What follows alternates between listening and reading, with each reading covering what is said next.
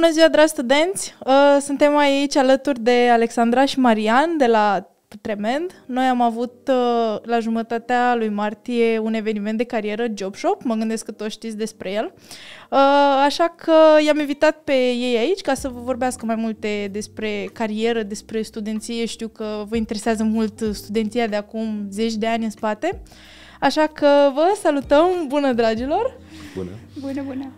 Spuneți-mi un pic despre voi întâi, motivul pentru care sunteți aici, cu ce vă ocupați la Tremend, ca să se familiarizeze și ascultătorii noștri astăzi cu voi. Ladies first.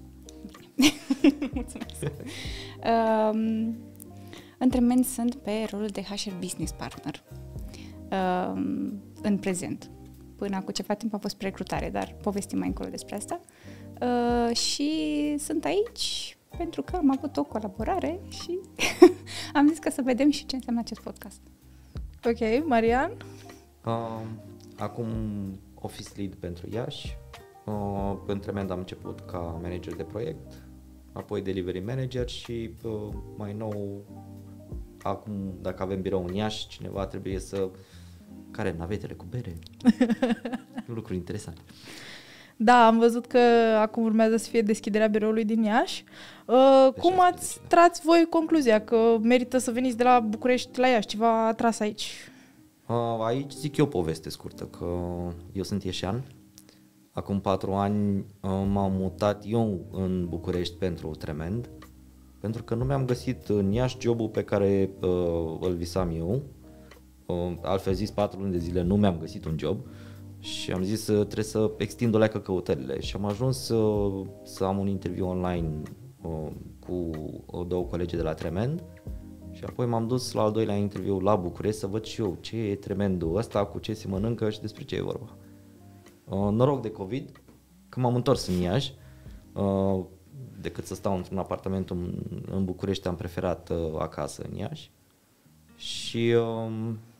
Tot noroc de COVID a crescut foarte tare numărul colegilor din Iași. Eu acum 4 ani eram al doilea coleg din Iași, era venită Simona, colega noastră care e developer, era venită cu un an mai devreme sau 2, eram al doilea, acum suntem 70. Ok, super. O să fie o deschidere grandioasă, sper, pentru că după învergura companiei.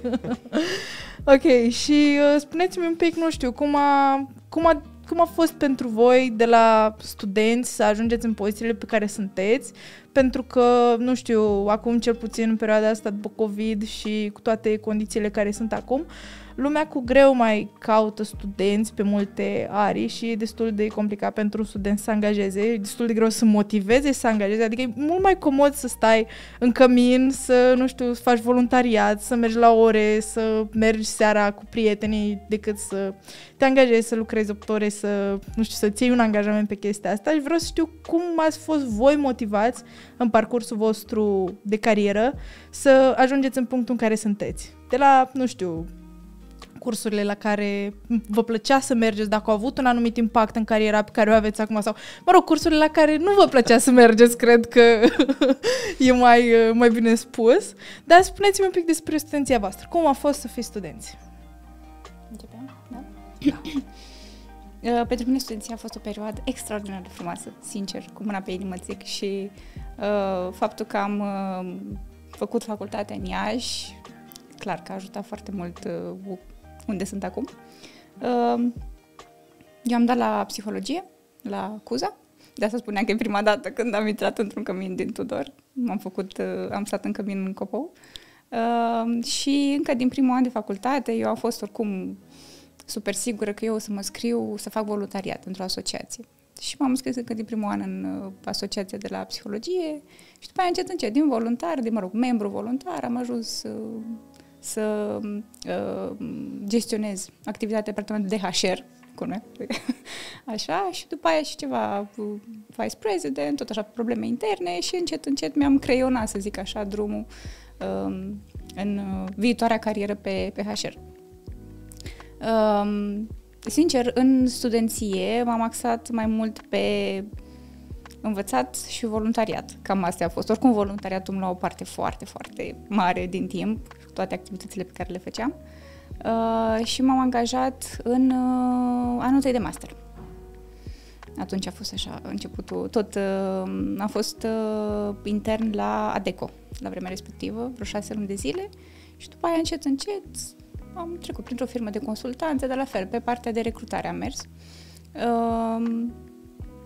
N-aș putea zice că a fost ușor, sincer, adică mă gândeam cum era dacă m-aș fi angajat în timpul perioadei de licență, că mi-a fost destul de greu cu ore la master și cu un job full-time. Deci, studenții care se angajează în timpul facultății, sincer, eu le-am mai zis și la interviuri și sunteți foarte curajoși, aveți toată admirația mea că puteți să faceți lucrurile astea în paralel și eventual dacă mai ești și voluntar într-o asociație, deja e wow, să poți să le împaci pe toate trei. Și ulterior, încet, am intrat în sfera asta IT-ului. Înainte de Tremend am mai fost angajată la o altă companie, tot pe zona de IT. Am zis că vreau să fac recrutare în IT, să văd, în compania anterioară recrutasem un alt pol de oameni, total diferit față de cei din IT și am zis că vreau să văd și cum e să recrutez în IT. Și încet, și ca recruiter, e destul de challenging, pentru că trebuie să înveți terminologii, trebuie să înveți niște termeni noi, care poate în mod normal nu îi învăța. Poți să și crești destul de mult, inclusiv pe zona tehnică. Și la Tremend m-am alăturat acum 1 an și jumătate, cum spuneam, tot pe zona de recrutare, iar de jumătate de an, aproximativ, am trecut pe rolul de HR Business Partner pentru colegii din Iași și pentru încă 2 departamente. Am înțeles. Și cum ți-ai dat seama sau care a fost punctul în care ți-ai dat seama că eu de acum încolo vreau să fac HR? Eu oricum, cred că încă din liceu am fost unul din copiii aia care știau încă de atunci ce vor să facă. Da. De când am făcut psihologie în clasa 10, am zis că ori merg pe, nu știu, psihoterapie, ori resurse umane, una din 2. Dar cumva, implicându-mă în asociația de la facultate și văzând un pic care-i faza cu resursele umane, recrutare, inclusiv pentru asociație, când recrutam membri, trebuia să avem interviuri și îmi place să lucrez cu oamenii, mă încarc efectiv cu energie când am discuții cu ei, de la, în trecut în interviuri, mai ales de seama cunoști oameni noi în fiecare zi, diferiți, și acum la a avea discuții cu colegii mei din companie. Voiam să te întreb dacă crezi că ești mulțumită cu poziția pe care o ai și dacă te împlinește în viață jobul pe care l-ai în momentul ăsta. Aș zice că da. Și zic că da pentru că, repet, îmi place foarte mult să lucrez cu oamenii. Îmi iau energia de la ei, dar totodată îmi păstrez și un echilibru între viața personală și viața profesională. Și rolul mă ajută să fac chestia asta, pentru că am discuții cu oamenii și îi mai aud că poate sunt stresați cu ceva ce se întâmplă pe plan personal, trebuie să vadă cum își împart timpul și cumva învăț și eu din ceea ce discut cu ei. Deci, da, aș zice că mă împlinește, mă văd făcând asta, pe termen lung, clar. Deci înseamnă că echipa Tremend e așa, e modul perfect pentru tine. Da. Sunt oameni foarte faini, foarte deschiși. În echipa de HR Business Partners toate avem lucruri în comun, dar în același timp suntem suficient de diferite astfel încât să se creeze așa o echipă faină. Sper că observa că a zis toate. Nu avem niciun coleg în echipa de... ok. Niciun. Ok, deci birou full de gagici. Da. Păcat că suntem împărțiți, dar când ne întâlnim e zarvă mare. În echipa de recrutare am avut colegi. Ok. Deci nu cred că a fost egalitate, că spui colegi așa mai încet. 2, ok. Într-o echipă de 20 și... Am înțeles, deci am înțeles foarte bine, ok, dar e bine că ați avut acolo câțiva măcar. Mariana, cum spune despre tine, despre studenția ta, despre ce s-a întâmplat ca să ajungi tu la Tremend? Am făcut automatică și calculatoare. Nu pentru că știam să programez, dar îmi plăcea să mă joc pe calculator. Și de asta am dat la automatică și calculatoare. De simplu, mama vrea să mă facă preot, tata vrea să mă facă medic veterinar și eu am zis, nu, eu vreau calculatoare, că mie îmi place, asta vreau să fac. N-am știut cât va fi de greu. primii 5 ani sunt mai grei până treci în anul 3 și am avut emoțiile astea pentru că eram la reuri pe la matematici speciale și dacă nu reușeam să iau atunci matematici speciale, nu o să trec în anul 4, treceam cumva în anul 2. Era o chestie cu credite și am avut și atunci baftă de colegi faini care m-au ajutat să iau că altfel nu-l luam singur și am reușit să termin facultatea în 5 ani. Dar am lucrat din anul 1, cred, și nu m-a convins o firmă să lucrez, nu m-au convins profesorii, m-a convins tata, când dădea numai 2 lei de suc și eu nu puteam să scot fetele în oraș cu 2 lei de suc. Prin urmare m-am angajat. Țin minte că primul job era la un magazin de calculatoare undeva în Copou.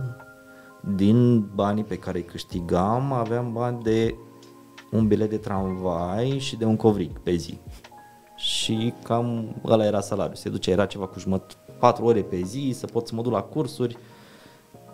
Și eram foarte mândru că pot să lucrez și să vând calculatoare până a venit un coleg de liceu să discute cu șeful meu și el le făcea e-shop-ul. Și am zis, wow, stai așa, ce e ăla? Făcea programare. Cred că așa m-a prins pe mine flama, dar m-am apucat de automatică și calculatoare și hardware și software, m-am apucat de rețele, m-am apucat de suport, m-am apucat de o grămadă de chestii.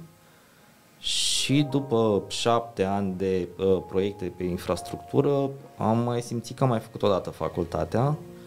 Am trecut pe partea de soft și m-am angajat ca și programator dev junior. Și am aplicat, țin minte, la 2 joburi postate de aceeași firmă din Iași. Primul job era de manager de proiect, unde aveam experiență, al doilea era de programator junior. Am aplicat la amândouă la o zi diferență și la interviu m-au întrebat, până la urmă, tu ce vrei? Manager de proiect sau dev junior? Și am zis că vreau dev junior. Da, ai experiență ca și manager de proiect, ai un salariu mai mare, de ce vreau să fac ce n-am făcut în facultate? Și am simțit că o iau de la zero cu învățatul. Va trebui să mă aduc aminte ce n-am învățat în facultate, să zic așa. Și mi-aduc aminte și acum întrebarea de la interviu, cred că acolo a fost întrebarea tricky, cum am să mă simt dacă am să am un coleg mult mai tânăr decât mine, care va programa mult mai bine decât mine. Și bineînțeles că am dat răspunsul default, n-am să am nicio problemă, sigur am să mă descurc, ok, dar mi-a stat pe retină întrebarea aia. Am rezolvat după aia testul practic și când s-a întors, era chiar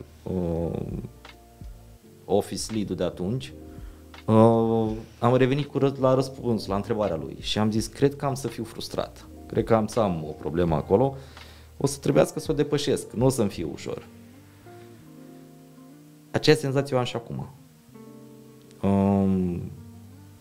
La un proiect recent la care lucrăm, la o ofertă la care lucrăm, avem un coleg care cred că e venit de o lună, e arhitect, e cu vreo 20 de ani mai tânăr ca mine, zău dacă înțeleg tot ce spune.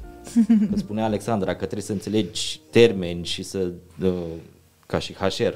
Ok, eu teoretic am și programat la viața mea, dar încă nu reușesc să înțeleg toți și despre tot ce se vorbește acolo. Și tot timpul trebuie să înveți iar ceva. Nu cred că mi-am dorit asta. Dacă vroiam asta, dădeam la medicină. Dar e fain, e drăguț. Mi-am adus aminte de Best în team building-ul din vara trecută, că am jucat Mafia. Eu la Best am învățat să joc Mafia. Și când a fost și job shop-ul, am zis, wow, ce fain ar fi fost să fie și pe vremea mea câte un job shop, poate mă trezea cineva și mergeam de pe atunci, făceam internship și începeam programarea mai devreme.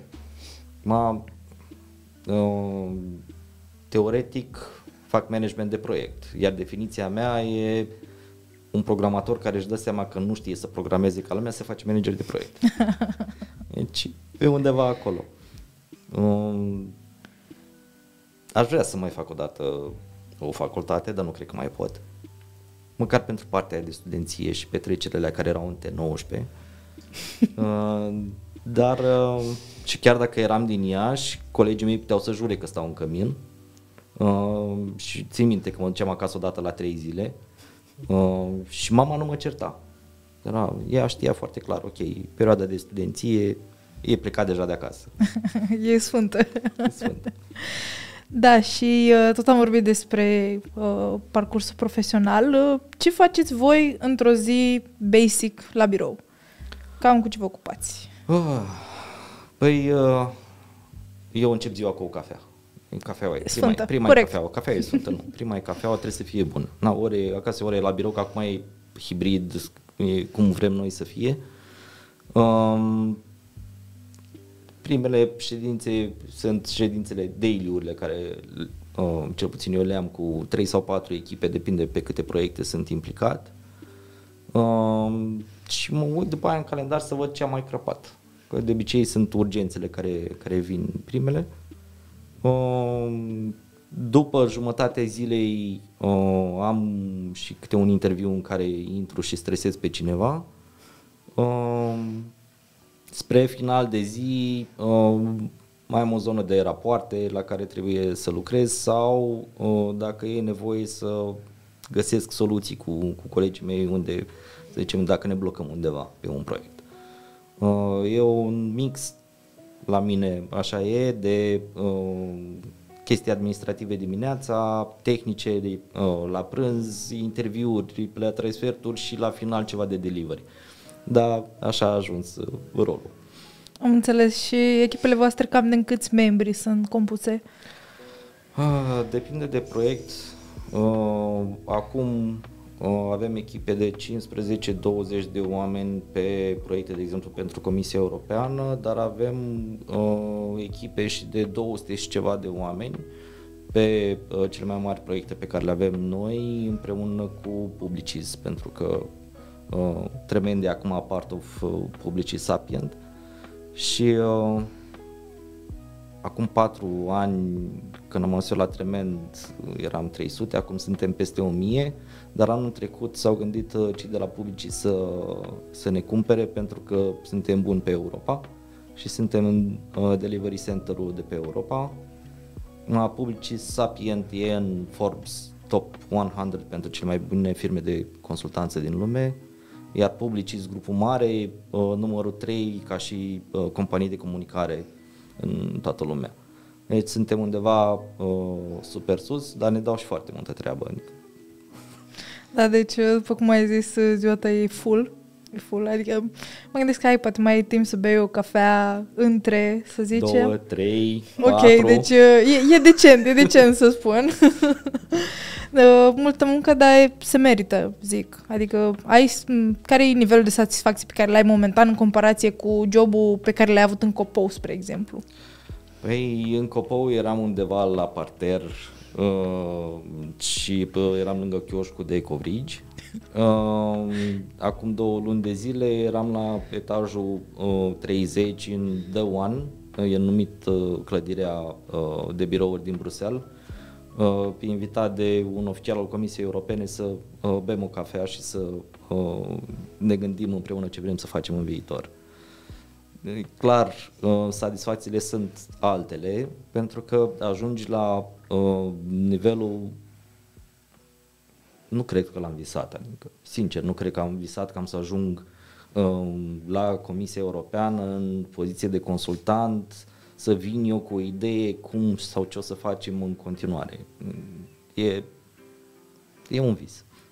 Da, toate astea s-au construit cu răbdare din partea ta și ca un sfat pentru studenți, adică ai vreun sfat anume pentru ei, cei care ne ascultă acum? Nu vă lăsați. Nu vă lăsați că, da, dăm cu fundul de pământ și în sesiune și după sesiune și în viață și important e să ai minim 2 prieteni lângă tine, măcar unul să te ridice de jos și dacă nu vă lăsați și acceptați provocările care vin, până la urmă o să fie fain. Alexandra, spune-ne și tu despre ziua ta magică la birou. Se începe tot cu o cafea, mă gândesc, nu? Înțeles. Și dacă sunt acasă și dacă merg la birou. Bine, la birou dacă mergem, bem așa toți cafeaua împreună, mai stăm un pic, mai vorbim până începem cu ședințele. Dar acasă, dacă e să povestesc un pic ce fac înainte, efectiv, să încep ziua, trebuie să scot cățelușa afară. Deci, parte din ritual. Da. Și abia după ce știu că totul e rezolvat, abia după aia pot să mă pun la birou, să-mi savurez cafeaua așa și să încep a citi e-mail-urile. De obicei, cu o seară înainte mă uit un pic și pe calendarul pentru a doua zi, ca să văd dacă am vreun meeting super devreme, să știu să mă pregătesc. Așa ca și principală activitate, bineînțeles, ședințele, cred că sunt la ordinea zilei, fie că sunt ședințe de departament, ședințe cu managerii, dar în principal sunt ședințe ședințe, impropriu spus, sunt sesiuni de 1-la-1 cu colegii. Cam asta e, să zic așa, principala activitate, sau cea mai importantă activitate a rolului de HR Business Partner, să țină aproape de oameni prin aceste sesiuni de 1-la-1. Mai discutăm cu colegii, mai vedem cum se simt pe proiecte, cum se simt, în relația cu colegii, cu managerul, încercăm să soluționăm situații care apar astfel încât oamenii să fie mulțumiți și să le placă în continuare să lucreze între membri. Cred că ar trebui rebranduit, ar trebui să fie people partner, nu business partner. Da. O idee. Susțin, aprob și susțin. Da. Și cam asta e toată ziua ta, vorbești cu oameni, non-stop. Da. Zic așa pentru că pe cât de multă energie îmi iau când discut cu oamenii, pe atât de obosită mă simt la sfârșit de zi, pentru că trebuie să-ți schimbi focusul de la o discuție la alta și pe lângă discuțiile cu oamenii și ședințele de departament și ce am mai spus, mai sunt și proiectele de care trebuie să mă ocup. În special pentru colegii din Iași, împreună cu Marian ne ocupăm și tot felul de activități de engagement pentru colegi, nu știu, board games night, movie night, ieșim la un bowling. Ultima dată acum am avut wine tasting și după aia niște board games. Da, și mai sunt și chestiile astea așa pe lângă, dar sunt foarte faine. E o activitate foarte plăcută să organizezi evenimente pentru colegi și să-i și văd acolo. Și cum reușești să nu fii foarte low cu energia după ce termini munca? Adică când ai închis ecranul la laptop deodată să cazi în pat și să nu te ridici până mâine dimineață, că mă gândesc că să vorbești cu 20-30 de colegi pe zi, ia un pic de timp, trebuie să-i cunoști și pe ei ca să știi cum să discuți. Fiecare HR Business Partner are un număr de colegi cu care discută și noi încercăm să avem undeva la 3-4 discuții pe zi, ca să putem să fim acolo implicate și să putem să mai facem și alte chestii pe lângă. Și la sfârșit de zi e o chestie așa pe care eu mi-am propus, eu nu mă bag mai devreme de 10 în pat. Refuz. Categoric, nu știu, fac orice altă chestie. Plus că îmi place foarte mult să fac și chestii prin casă. Implicit având cățelușa, ea mă scoate automat afară, deci fie că vreau, fie că nu vreau.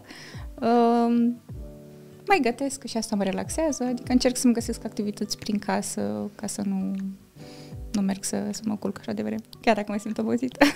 Deci după ce închizi ecranul la laptop nu se lasă liniște absolută în casă. Nu, nici vorbă. Seriale, gătit, joacă. Ok, deci cumva trăiești echilibrat. Da. Ok, da. Și ăsta e secretul, adică nici prea multe petreceri, nici prea multă muncă, nici prea... Nu, e foarte important să fie un echilibru și Tremendo permite foarte ușor lucrul ăsta. Da, că ați spus că sunteți hibrid și mă gândesc că sunteți flexibil cumva în program. Da, adică nu știu, dacă ești mai matinal poți să începi și de la 8:30, 9, 10. Am înțeles, în funcție de tine. Da. Ok, asta e super că e pliabil, pentru că, uite, dacă sunt studenți care vor să angajeze sau vor să vină pe poziții de internship la voi, e important cumva să poată să meargă și la facultate, și lucreze, adică să fie 100% implicare și nici să nu fie morți la finalul zilei, că trebuie să mai aibă energie și pentru alte chestii. Marian, la tine cum e? La mine e un dezechilibru total. Eu nu știu cum vorbiți voi de echilibre și de... Nu. La mine tot timpul a fost un dezechilibru. Bine, eu cred că mă și bag ca în necatul, pentru că ori dacă e petrecere, dacă e muncă, e muncă. ce reușesc să fac de ceva ani e să închid laptopul la 5. Deci asta da, îl închid, sănătate acolo e. Dacă nu-mi iese un proiect, dacă nu-mi iese ceva, da, îmi stă pe creier. Îl mai visez, nu zic nu, se mai întâmplă și de asta. Sau mă mai trezesc la 2-3 dimineața, îmi deschid laptopul și mă apucă pe mine să fac ceva, dar de obicei mă apucă un Heroes. Eu încă joc Heroes 3, adică nu, dacă vreau să mă deconectez, nu mă apuc de un proiect, mă apuc de altceva.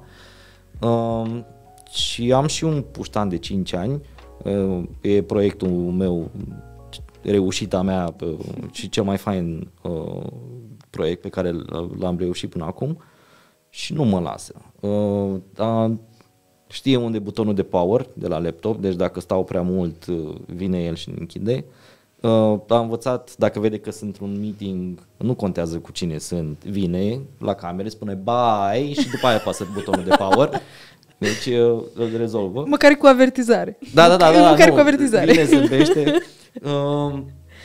Au fost și cazuri în care a venit și a zis tati vreau ok, norocul meu că de obicei clienții sunt vorbitori de limba engleză, nu română și nu știu chiar toate cuvintele în română, dar na, asta e, la un moment dat aveam dinozauri care se plimbau, că dacă e răcit și e acasă și e work from home, nu poți să-i spui stai acolo în camera aia sau să-l încui în cameră. Am și cățel care latră și clienții uneori zic ok, stai să latre cățelul Marian și după aia îi spunem, sau nu spunem nimic până nu spun papagaliului lui Marian ceva, că am și papagali.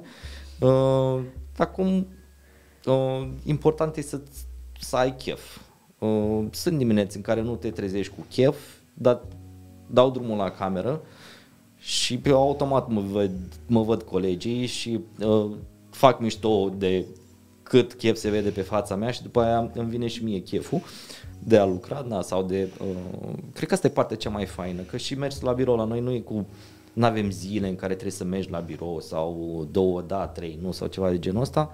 Mergi efectiv când ai nevoie de socializare, de vrei să vezi oamenii, te plictisești de stat în casă sau vrei o cafea bună sau vrei altceva decât stat și robotit și dat în taste. Că de munci putem toți, dar vrem să și trăim.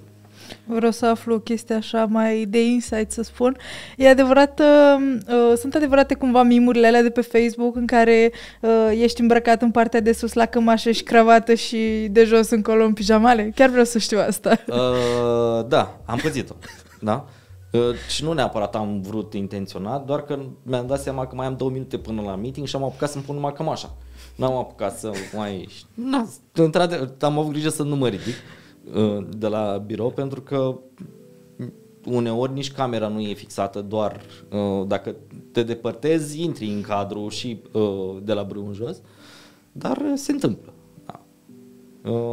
Regula nescrisă este niciodată nu te duci cu telefonul sau cu laptopul la baie. Corect. Acolo nu. Da. Acolo nu, măcar și avem un cod, la noi se cheamă pauză tehnică. Și când cineva cere o pauză tehnică, ne facem o pauză de la meetingul respectiv și știm. Da. Uneori e nevoie. Da, voiam să subliniez pur și simplu că e despre oameni reali și că nu totul e doar așa, că e muncă hibrid, că e doar în fața camerei și cumva e înțelegere, de observ. Clar. Este că nici n-ai cum stilul de lucru, chiar lucram din București, la un moment dat lucram de acasă, nu mai știu dacă era copilul răcit sau nu, dar oricum copilul era mic, avea 2 ani. Singurul loc în care n-ajungea la laptop era barul dintre bucătărie și sufragerie. Și țin minte că eram foarte conectat la ce făceam cu colegii mei și la un moment dat mi-am dat seama că copilul meu de 2 ani în spate făcea ceva la chiuvetă. Se urcase pe un scaun și el spăla vase. Și m-am întors exact în momentul în care el vroia să pună un vas la uscat, numai că nu-l punea unde trebuie, îl punea cumva lângă, îl vedeam cum se duce jos pe gresie. Și atunci ai zile și atunci mi-am dat seama că nu e splitul ăla de ok, când ești la birou ești la cravată și la birou și oficial and so on, și când ai acasă ești la pantaloni scurți. Ai un mix între ele tot timpul și trebuie să găsești soluții și să-ți placă. Da, categoric. Acum, cu ocazia deschiderii birourilor voastre din Iași, mă gândesc că aveți și poziții deschise, multe, și studenții chiar sunt interesați pe tema asta și poate reușiți să ne spuneți câte ceva despre poziții. Poate, Alexandra, tu ești, cred că, mai în măsură să vorbim despre asta. Da, să zicem. Ar trebui să ne bucurăm că avem 2 interni pe Iași, da? După Job Shop? Da. Rezultate. Da? Da, chiar urmează să înceapă în iulie. M-am auzit deja un pic cu ei. Nice. Și am invitat și la lansare, apropo. Super. Da, într-adevăr, Iași are un potențial foarte mare de creștere. Noi acum ne-am propus să ajungem, așa, primul milestone, să ajungem la 100 de colegi. Bineînțeles că adică cât mai trebuie să creștem acum fiind 70, diferența respectivă nu poate fi formată doar din seniori sau mid. Plus că eu merg pe principiu că toată lumea trebuie să spunească de undeva și nu poți să ai pretenția să vrei doar senior și mid, pentru că acei senior și mid au fost niște juniori la un moment dat pe care cineva i-a crescut. Așa că acum avem anul ăsta câțiva interni, deja s-a finalizat, să zic așa, recrutarea pentru internship, pe anul ăsta cel puțin. Anul trecut am avut, cred că a fost cel mai mare internship, nu? Da, din 170 de interni în toată țara. Mare parte din ei, într-adevăr, în București, dar inclusiv interne au putut să lucreze remote din alte orașe. O bună parte din ei sunt în continuare în companie. Anul acesta avem iarăși undeva mai puțin cei drept. Anul trecut a fost așa un heiru pentru toată lumea și pentru că am crescut foarte, foarte mult.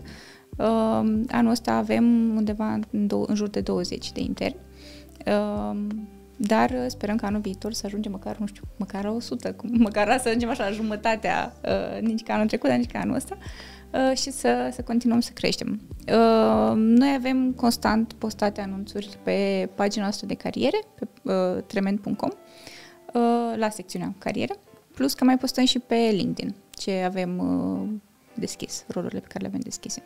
Și așa, măcar 3 poziții pe care le-ați avea deschise, cam care ar fi?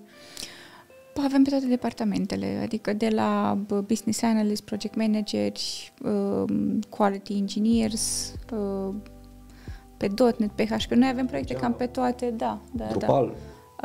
Avem departamente, echipe, proiecte, cam pe toate, nu vreau să zic toate tehnologii, că nu sunt o persoană tehnică, dar din ce am auzit avem cam din toate sferele. Inclusiv și ca domenii, acoperim paletă destul de largă. Avem și pe embedded. Dacă vă gândiți la cel mai mare producător de plăci grafice, da? Noi spunem numele că nu avem voie, dar știe toată lumea care e, dar lucrăm și pentru ei și facem chip design și pentru ei. Dacă ne gândim la cel mai mare lanț de fast food-uri, că la fel nu-l putem numi, da, știm toți ce mâncăm, facem și pentru ei tot felul de aplicații. Dacă ne gândim la, ei spun Aprozar, că la mine Carrefour e Aprozar, e un partener de-a nostru pentru care am făcut și e-shop-ul și order management system, am făcut pentru ei și partea de client relationship management, Salesforce, care e platforma numărul 1 în lume ca și CRM. Noi am customizat-o pentru ei și am integrat-o cu celelalte sisteme. Suntem, cred că, mai mult de multi-skill, că efectiv orice tehnologie și orice îți poți dori să faci în IT sau în digitalizare, Tremend poate să o facă. Asta e super tare. Și ai tot timpul colegi care te ajută orice ai avea nevoie. Și nu doar că ai un coach, că avem coach, backups and so on. Și coachul, pe lângă coaching-ul de proces și după aia coaching-ul profesional, după aia poate să fie într-adevăr și un mentor pentru tine. Bine, trebuie să fie și chimie, că într-adevăr din 4 coach pe care i-am avut până acum, a 2 i-am iubit, dar ai ocazia tot timpul sau ai la cine să te duci tot timpul. Și asta contează foarte mult, pentru că altfel n-ai cum să cauți tot timpul pe Google sau pe ChatGPT să-ți vină soluții, uneori nu știi să pui întrebările. Uneori nu știi decât ce problemă ai și ai nevoie de cineva care să-ți vină cu o idee sau să-ți vină cu un sfat. Și e fain că ai o grămadă de colegi care tot sar în ajutor. Asta îmi place la Tremend. Am lucrat și în banking, dar în banking era o atmosferă foarte mai protocolară, închisă. Și oamenii țineau foarte mult de informații, nu dădeau informația, nu-ți spuneau, ca să rămână ei acolo siguri pe poziția lor, pe rolul lor și să fie bine pentru ei. În Tremend spiritul e unul deschis, e hai să facem împreună ceva, hai să venim cu o idee nouă. Tremend are și 2 produse. Unul e de onboarding, dacă vrei să-ți faci cont, nu te mai duci la bancă acum, scanezi cu telefonul buletinul, îi zâmbești și ți-ai făcut contul. Torp e unul din produsele noastre, mai avem unul și pentru telemedicină și de fiecare dată când cineva vine cu o idee și sună interesant, în Tremend se implementează. E o chestie foarte faină. Eu am pățit-o la nivel de proces. Cred că am câțiva colegi care mai umplu frigiderul că trebuie să mai completeze niște chestii din cauza mea. Dar am avut o idee, am pornit de la un Excel. Noi toți facem alergie la Excel-uri, în urmare le transformăm repede într-o aplicație și acum este o aplicație care face și duce mai departe ideea mea. Mi se pare super tare. Chiar mi-ai luat topicul ăsta așa din față pentru că urma să vi-l plasez legat de procesul ăsta de coaching. Ce se întâmplă cu un student? Uite, eu vreau să vin la voi, intru pe perioada de stagiu, totul bine, am intrat pe ușă și eu de acum ce fac? Ce se întâmplă cu mine ca baby, ca junior, până să ajung și eu să prind niște informații, să prind workflow? Prima fază e o fază de onboarding. Sunt 2 săptămâni, îți dau un exemplu din departamentul de project management de PM Office. Sunt 2 săptămâni în care coachul tău fixează cu tine 4 întâlniri și te trece în cele 4 întâlniri prin procesele de lucru. Și ai totul scris, ce ar trebui să faci tu în rolul tău, ca să nu ai surprize să vină cineva să-ți spună după 2 luni sau 3 luni zile, dar nu te potrivești sau nu faci ce trebuie. Asta e fain că avem tot un Confluence și găsești acolo, iar coachul pune accent pe zonele pe care știe el că trebuie să povestească mai mult, te lasă pe tine să citești restul și după cele 2 săptămâni e tot timpul cu tine, fixează niște întâlniri recurente.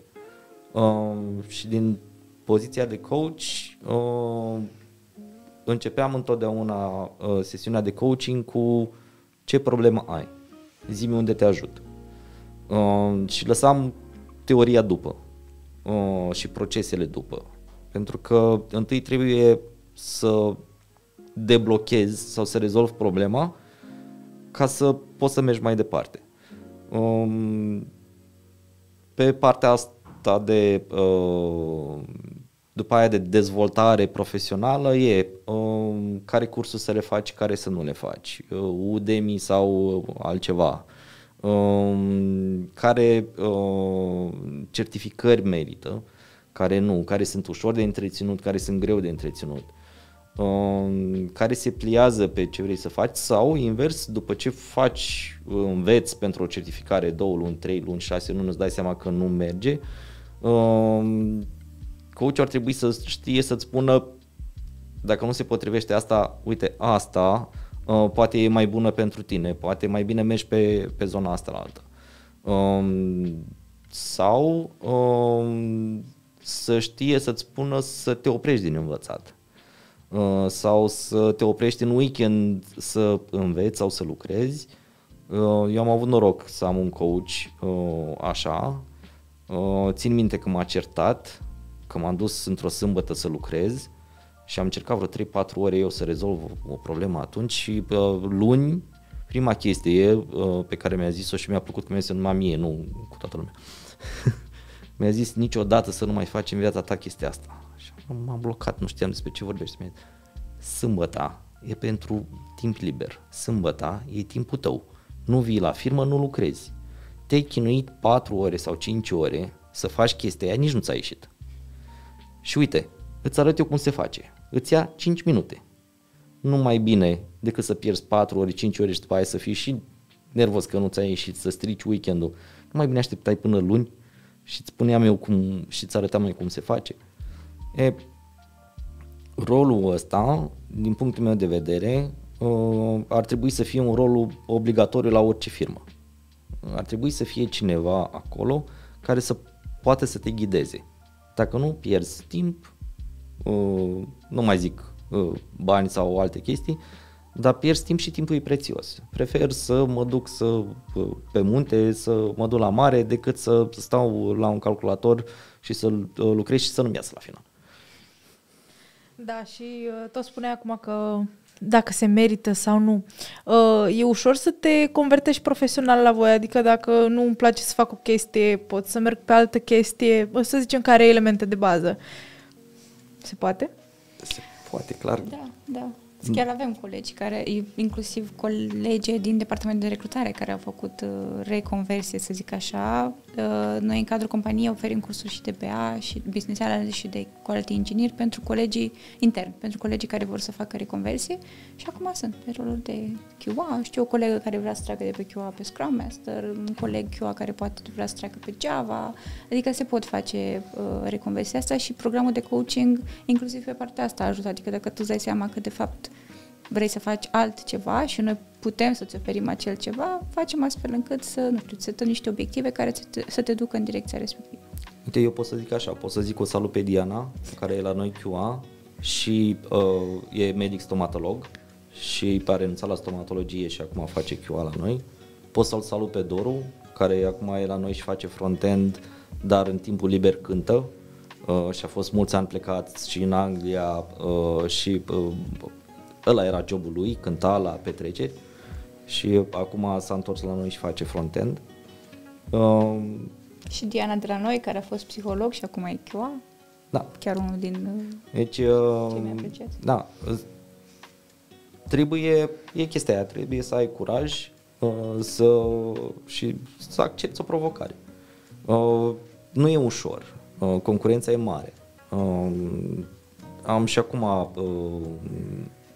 o prietenă pe care încerc să o conving să treacă din banking să vină în zona de analiză de business analyst. Numai că trebuie să prinzi și momentul. Noi avem BA Academy, QA Academy și facem cursuri gratuite ca să-ți dai seama dacă se potrivește pentru tine, dacă ai skill-uri, dacă îți place. Când se termină câte o academie de genul ăsta, încercăm să angajăm, dar nu reușim tot timpul să angajăm tot. Și clar, e și acolo un concurs. Dar dacă nu te lași și înveți în continuare și încerci în continuare, până la urmă reușești. Sunt curioasă de o chestie. Voi cumva văd că mizați pe formare continuă, dar cât de important este CV-ul la început? Adică dacă e un CV așa gol, dar omul cumva are potențial, pe ce vă bazați? Cum recrutați? Bună întrebare. Am copt-o puțin. Da. Da, ideea e că în cazul în care un CV e gol, sunt niște filtre prin care noi trecem la început și dacă un CV este gol, noi nu avem de unde să știm că omul respectiv are potențial. Deci ca să ajungă la o discuție, automat CV-ul trebuie să arate într-un anumit fel. Nu zic acum că trebuie să fie, nu știu, de 10 pagini și poate să fie și de o pagină sau, bine, dacă ai activități de voluntariat, dacă poate ai participat la un IT maraton sau ceva, un hackathon sau poate niște concursuri, e foarte bine să le treci acolo. De cele mai multe ori, dacă e să mă gândesc așa un pic, nu știu, erau CV-uri de o pagină și jumătate, cu studii și oamenii treceau acolo, că în X activitate am învățat chestia asta. Poate mai făceau și un joculeț în timpul liber, codau, făceau ceva, puneau un link acolo, nu știu, de pe GitHub sau eu știu unde lucrau ei. E foarte important că dacă faci un proiectil sau dacă ai fost implicat într-o anumită activitate, important e să le faci, să le treci acolo, pentru că le atrag atenția și ajunge automat adică deja trec de primele filtre, să zic așa, și sunt șanse foarte mari să fii chemat la o discuție. Și acolo la o discuție, noi în principal, discuție, nu interviuri, că e o discuție deschisă, povestim, nu știu, ce ai făcut în facultate sau dacă ai terminat, nu știu, despre ce a fost lucrarea de licență, ce ți-a plăcut, ce nu ți-a plăcut, cum ai fi făcut altfel, adică sunt niște întrebări așa foarte ușoare, nu încercăm, că scopul nu e să pui omul în dificultate, scopul e să vezi într-adevăr ce știe omul respectiv și să-l facem astfel încât să treacă de emoții, ca el într-adevăr să povestească ce știe. Și aveți și vreun soi de probă tehnică sau totul se rezumă la discuție? Când zic discuție, mă refer la o discuție HR și o discuție cu o persoană tehnică. Da, și în cadrul discuției cu persoana tehnică, de obicei sunt niște întrebări tehnice. În funcție de rol, e posibil să fie și un exercițiu. Ok, am înțeles. Important e să nu faci o vărseală, că asta e, mai avem CV-uri în care vedem la un moment dat că nu are experiență în programare, dar dacă te uiți pe toate skill-urile de acolo, știe mai mult decât un senior programmer, un senior developer. Că pune de toate, și backend și frontend și da, dar n-a făcut programare niciodată, dar e toată colecția de skill-uri. Pentru că după aia la discuție îl întreb pe om cum ai rezolvat chestia aia sau de unde a apărut skill-ul ăla, și îți spunea, dar n-am făcut noi un curs, dar era opțional la firmă, dar nu mi-aduc aminte mare lucru, dar și pierzi, mai bine nu-l treceai. Da, ai nevoie de cuvinte cheie în CV. După ce m-a angajat tremend, mi-am dat seama că cuvântul cheie din CV-ul meu a fost Salesforce. Iar eu am învățat Salesforce singur acasă, o lună sau o lună și ceva, am făcut tot felul de tutoriale pentru că n-aveam proiect în perioada aia și șeful meu mi-a zis, eram la altă companie, mi-a zis, învață și tu Salesforce ăsta că văd că se caută. Și m-am apucat să învăț. În prima zi de tremend la București, undeva la 3 după amiaza, un coleg mi-a zis, mâine ar trebui să înceapă un proiect nou cu Salesforce pentru Carrefour, dar începe la birou Salesforce din Londra. Și eu am uitat și eu la telefon și am zis, da, ok, dar știi, e ora 3, nu cred eu că se aprobă și șefa mi-aprobă mie ca mâine să fiu la Londra. Surpriză, a doua zi, la ora 4 după amiază, am întâlnit clientul lângă Tower of London, într-un bar, la o bere, și după aia am început proiectul pe Salesforce. Ăla a fost cuvântul cheie din CV-ul meu, pentru că tremend atunci nu avea pe nimeni pe partea de Salesforce. Acum are un departament, ceea ce e fain după doar 4 ani, și am avut noroc. Și cred că contează dacă înveți, dacă investești timp de-a tău să treci în CV experiența aia, linkul la proiectel sau la ce ai făcut acolo, dar să nu încerci să vinzi prea mult. Să fii realist, să fie pe bune. Știu că sunt alte stagii sau așa, dar important e să fii cinstit cu tine în primul rând. Dacă e să mă gândesc, cea mai drăguță întrebare pe care am pus-o la un interviu a fost dacă a lucrat cu Einstein. Colega mea de interviu s-a blocat, s-a uitat la mine, iar răspunsul arhitectului, că era un arhitect, a zis, da, am lucrat cu tool-ul de inteligență artificială de la Salesforce, se cheamă Einstein. Deci, contează dacă spui că ai experiență, într-adevăr să o ai, să nu încerci să păcălești pe nimeni. Și ce îmi place să fac la interviuri este să mă uit și să încerc să ghicesc și să întreb un detaliu care poate nu pare important, dar vreau să-mi dau seama dacă într-adevăr când a făcut CV-ul a trecut lucrurile importante și pe care le cunoaște, le stăpânește acolo. Am întrebat, am văzut pe cineva, avea în CV antreprenoriat, avea numele unei firme, era un nume de fată și în timpul interviului ne-a zis că a fost greu când a trebuit de la 2 ani la 3 ani să lase fetița singură acasă și să apuce de proiectul ei. Și atunci am întrebat-o și ce părere a avut Lizuca. Și s-a blocat și m-a întrebat de unde știți că o cheamă pe fetița mea Lizuca. Păi ați numit așa produsul sau firma și am făcut legăturile. Îmi place să fac lucrul ăsta în interviu pentru că îmi place și vreau să-mi dau seama dacă e pe bune ce a scris omul acolo, dacă a pus suflet în ce a făcut acolo, asta contează foarte mult.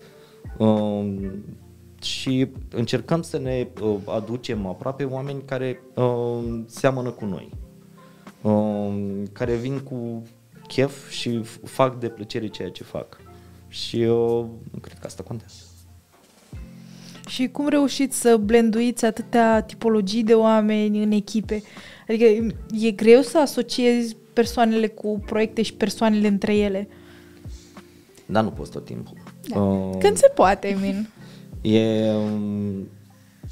Cel mai fain este că poți oricând să schimbi proiectul dacă vezi că nu se potrivește. De fapt acolo e, pentru că cel mai greu lucru pe care trebuie să-l faci la un proiect este să construiești echipa de proiect și să faci echipa aia să meargă, nu să meargă niciun proiect dacă echipa nu e ok. Dacă echipa nu se simte bine împreună, dacă echipa nu lucrează bine împreună, nu o să-ți iasă proiectul ăla. Și de multe ori, chiar dacă 2 ani, 3 ani în alte 2 sau 3 echipe totul a mers perfect, în a 4-a echipă s-ar putea să nu-ți meargă, să nu te potrivești cu ea, să nu-ți placă de X, de Y, de Z sau pe clientul să fie pain in the ass, că mai sunt și de ăștia. Important e să-ți dai seama că ai un disconfort acolo, să vorbești cu team lead-ul, cu coach-ul, să spui că vrei schimbare și schimbarea e posibilă. Asta contează cel mai mult. Poți oricând să schimbi proiectul, poți să schimbi dacă vrei tehnologia și dacă ai curaj să te apuci iar de învățat. Da, ok. Dar nimeni nu forțează și dacă nu forțezi, cred că e mai bine. Da, mi-ați spus și de activități de astea de bonding, gen wine tasting și nu știu, ce mai faceți drăguț așa în timpul liber ca și echipe? Nu pot să menționez jocul. Ce joc? M-ai făcut curioasă. Ce joc? Cred că și ascultătorii noștri sunt curioși. La board games. Una scurtă? Una scurtă, da. Una scurtă.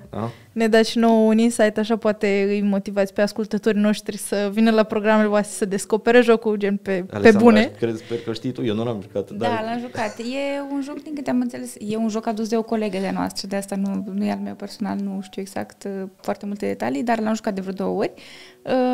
E un joc, din câte am înțeles, creat de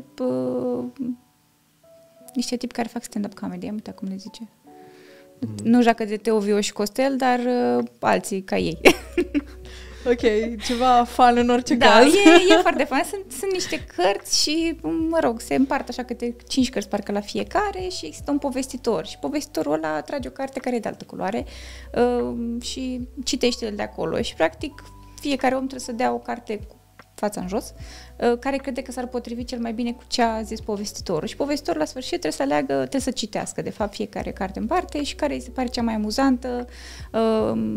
Persoana respectivă primește, cartea, sunt 2 culori, roșu și negru, cartea neagră de la povestitor. Și trebuie să aduni cât mai multe cărți de alea, dar e hilară. Să-l joci. E foarte fain. E un fel de mafia, dar gen comedie, să înțeleg. Sort of. O să-ți arăt după pe Google. Da, păcat că ascultătorii noștri nu pot vedea. Ar putea să dea un search, că nu e de spus pe podcast. Da. Nu știu, alte chestii fun, ce mai faceți? Mergeți în team building-uri? Da. Urmează să avem o ieșire anul ăsta. De obicei ne organizăm în a doua parte a anului.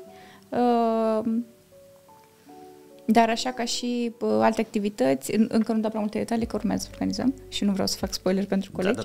Da. Am avut board games night de vreo câteva ori, movie night, am fost și la bowling, wine tasting, acum pe 20 ne-am organizat așa, noi colegii, să facem o drumeție, un traseu pe cheile Bicăjelului, într-un weekend, ziceam că poate mergem la noaptea muzeelor, adică și astea sunt activități în weekend, dar echipa s-a format, să zic așa, destul de frumos și face și activități în weekend. Am alergat la maraton? Am alergat la maraton, la semi-maraton. Da. Asta e super, am văzut și de la alte companii că își puneau poză pe LinkedIn. Voi aveți poză pe LinkedIn cum ați alergat voi toți? Nu? Au fost niște stories pe pagina de Instagram. E posibil. Eu m-am bucurat că am supraviețuit. Nu era poză de a pus pe LinkedIn oricum și LinkedIn nu acum devine un Instagram. Nu prea. E aia drăguță făcută înainte de înainte, da. Nu. Cel mai fain team building la Trement, cred că l-am făcut înainte de COVID la Mamaia, a fost la Iachi, la hotelul lui Hagi. Și atunci m-am mirat, am zis, cum? Că eram totuși 300 și ne-au cărat cu autocarele, ne-au învățat să batem în tobe, au fost tot felul de activități, ne-au dus și la școala de fotbal al lui Hagi. Nu înțelegeam de ce dau colegii mei o grămadă de bani pe mingile alea de fotbal, după aia m-am prins că dimineața la cafea era Hagi acolo și a dat și autograf și am zis, ok, data viitoare știu. COVID-ul ne-a trimis acasă și ne-a liniștit aleacă cu team building-urile, dar am reluat anul trecut și cred că am fost pe lângă Brașov. Dar acum dacă suntem 1000, nu mai reușim toți 1000, așa că ne împărțim. Grupuri mai mici. Acum ce e fain, la ea suntem 70. Iese perfect autocarul de 50, mai mult ca sigur, și abia așteptăm anul ăsta să mergem undeva. Care este, nu știu, cea mai voastră plăcută amintire legată de Trement? Dacă stai să te gândești așa, îți bei cafeaua, zic, oare... Prima chestie când spui Trement, ce ți sare în minte? Sincer, eu am fost foarte surprinsă de cât de rapid s-au mișcat cu procesul de recrutare când m-au angajat pe mine. Mi se pare că undeva într-o săptămână și un pic deja trecusem de 2 interviuri și aveam și oferta. Și am rămas, wow. E ceva, într-adevăr, e ceva. Da. Și mi-a plăcut foarte mult interacțiunea pe care am avut-o cu Ingrid, care e HR manager, și ulterior și cu Simona și Ioan Cocan, unul din fondatorii Trement. Și mi-a plăcut foarte mult interacțiunea cu ei și ulterior, când am început să cunosc așa oamenii, nu știu, trecuseră 3 luni și simțeam de parcă de cel puțin 3 ani în Trement. Adică eram foarte familiarizată, să zic așa, cu foarte multe lucruri și discutam cu oamenii ca și cum ne știm de 11.000 de ani. Da, și totul a fost posibil tocmai pentru că oamenii sunt foarte deschiși și îți oferă suport. La tine, Marian, cum e? La ce te gândești? Te mai gândești la stand-up coverage sau am trecut deja de etapa aia? Nu. Acum suntem la petreceri.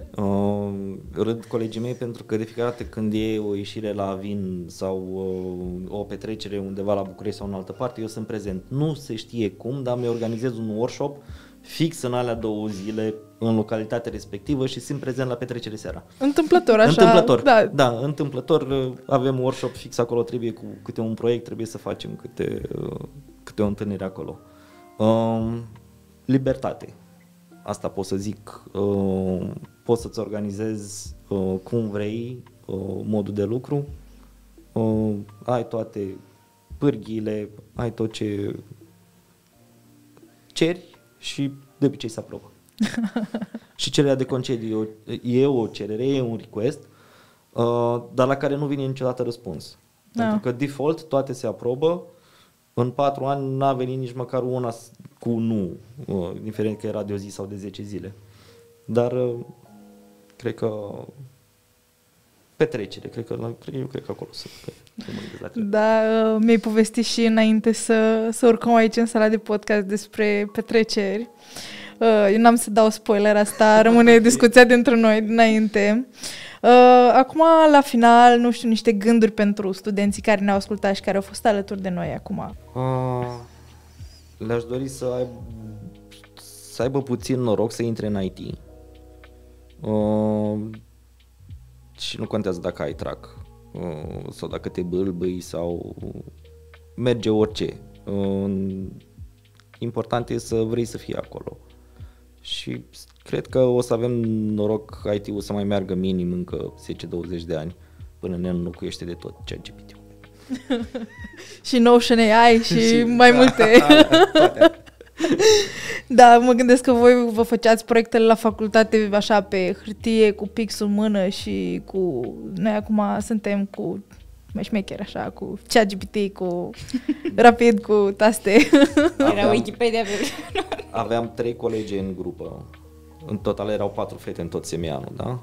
Dar aveam 3 colegi în grupă și știam o cofetărie foarte bună. Ok. Mă duceam la cofetărie, luam prăjiturile, după aia veneam în căbin și așa ieșeau și proiectele. Ok, am simțit unde merge povestea asta de când ai zis cofetărie. Deci, important este să te descurci. Da. Adică facultatea o termini oricum, chit că în 5 ani, chit că în 2 ani, chit că se termină, pe la urmă. Și sunt mulți studenți care sunt stresați de restanțe și toate astea. Mă gândesc că și voi ați trecut pe acolo sau ați trecut? Ați trecut, sigur ați trecut. Un pic. Fix în ultimul an. Ok. Da. Dar tot spuneai că se stresează studenții. Mi-am dat seama că uneori, din păcate, chiar dacă poate tu faci tot ce ține de tine, sunt niște lucruri care nu sunt în controlul tău. Ar fi profesor, nu știu, Mercur retrograd. Trebuie să ai și noroc. Când te duci acasă vesel și îi spui mamei, mai am numai 7 restanțe. Sună neapărat interesant, dar dacă vrei să și lucrezi și te duci la facultate, nu cred că ai cum să fii de 10. Automat te mai împiedici.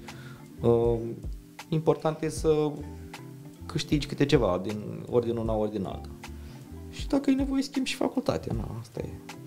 Da, avem un coleg bestan, îl salut pe această cale pe Gelu, care a avut 7 restanțe anul ăsta, în anul 4 și trebuia să fi plecat într-un proiect și coordonatora de proiect a zis că el deja e caz social, e în cealaltă sferă, nu mai aparține de ordinar. Deci, cred că sunt studenți în etapa asta, dar așa din discuția pe care am avut-o cu răbdare și ușor, pași mici, se ajunge departe. O, da. Alexandra, câteva sfaturi de la tine pentru studenții care ne-au ascultat astăzi? Să găsească acel lucru de care sunt pasionați și să continue să fie perseverenți în ceea ce fac. Să se bucure de studenție, pentru că e foarte frumoasă și chiar dacă mai faci o facultate la 30 de ani, nu e același lucru, așa că bucurați-vă de fiecare moment. Și le urez mult succes că acum își vine sesiunea și dacă, nu știu, au nevoie de vreun fel de sfat, poate pe vreun CV, mă găsesc și pe LinkedIn. Super, mulțumim tuturor că ne-ați ascultat în această seară. Urmăriți noutățile de la Trement pe pagina lor de LinkedIn, pe Facebook, inclusiv pe site-ul lor postează multe joburi. Profitați acum de deschiderea birourilor din Iași. Mulțumim că ne-ați ascultat și vă pupăm! Mulțumim! Mulțumim!